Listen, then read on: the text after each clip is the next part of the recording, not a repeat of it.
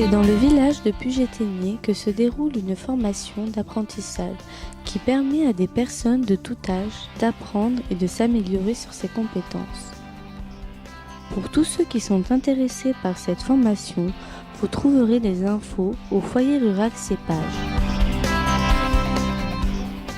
Pour commencer, voici Jean-Marc, directeur délégué du Cépage. Bonjour Jean-Marc. Bonjour Loïc. Qu'est-ce qu'une ETAPS? C'est un espace territorial d'accès au premier savoir.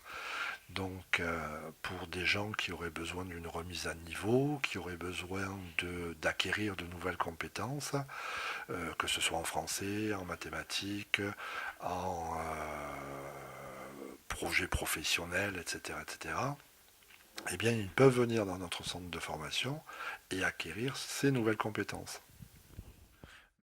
Et pourquoi à Puget-Théniers?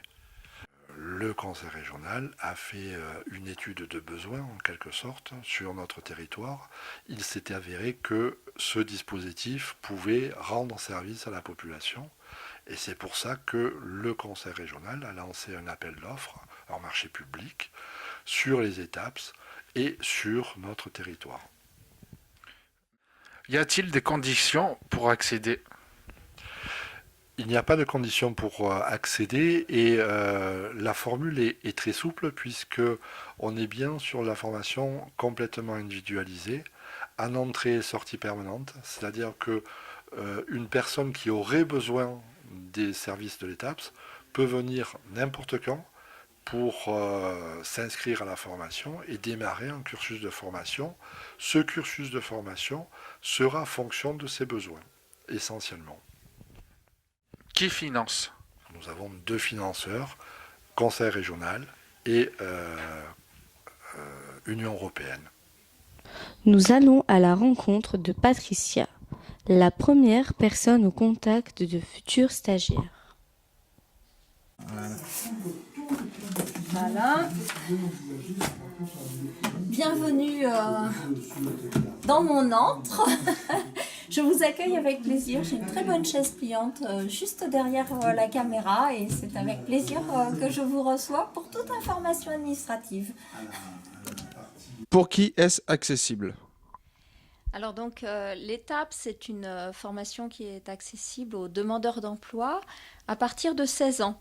Alors demandeur d'emploi, ça veut dire pas forcément inscrit à Pôle emploi, ça peut être un jeune qui est inscrit à mission locale ou même qui n'est pas inscrit. Et donc ça peut être bien jusqu'à l'âge de la retraite à partir du moment où on a l'intention de retravailler, éventuellement donc de travailler son projet professionnel. Le stagiaire est-il rémunéré et par qui?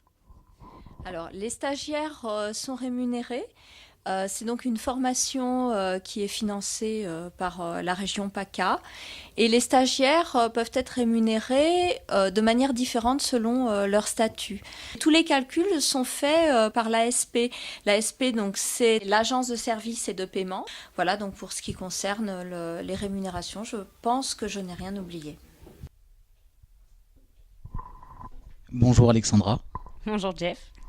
Vous êtes formatrice sur un module spécifique aux jeunes de 16 à 25 ans. Quel est ce module?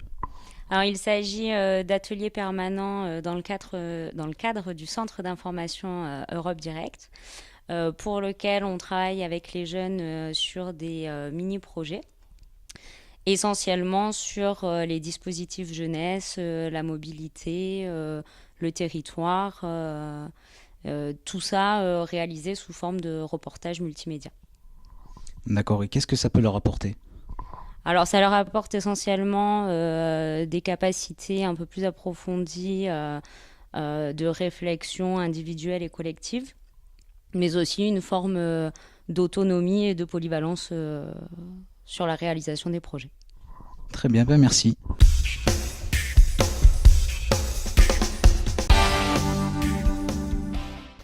Bonjour Pat, j'ai quelques questions à te poser. Bonjour. Pourquoi fais-tu cette formation? Pour apprendre beaucoup de choses, parce que j'avais beaucoup de lacunes en français et en maths. Et pour apprendre, voilà. D'accord. Et qu'est-ce que ça t'apporte cette formation? Ça m'apporte de me permettre déjà de me découvrir moi. Ça m'apporte déjà de me présenter devant une caméra, chose que j'aurais jamais faite. et de connaître des gens bien. Bonjour Sonia, nous sommes actuellement au foyer rural Cépage dans le cadre de la formation ETAPS. J'aurais voulu savoir pourquoi cette formation. Bonjour. Cette formation, c'était pour me remettre à niveau en français et en maths, pour passer mon CAP et petite enfance au mois de juin. Et pourquoi Parce que j'aimerais aboutir à mon projet, c'est devenir animatrice pour enfants handicapés. C'est une chose qui me tient vraiment à cœur parce que mon enfant est handicapé. Et je souhaite aussi dire que l'étape, pour moi, a été facile d'accès parce que c'est vraiment amélioré à mon emploi du temps. Et j'ai rencontré de très bonnes personnes et très belles. Voilà. Et j'ai une deuxième question à vous poser. J'aurais voulu savoir qu'est-ce que ça vous apporte. Qu'est-ce que ça m'apporte? Beaucoup de plaisir. J'apprends beaucoup sur moi-même. Parce que ce que je suis en train de faire là actuellement, je ne l'aurais jamais fait avant. Donc je pense que cette formation m'aura apporté, par rapport à ma timidité, beaucoup de confiance en moi et envers les autres aussi. Voilà.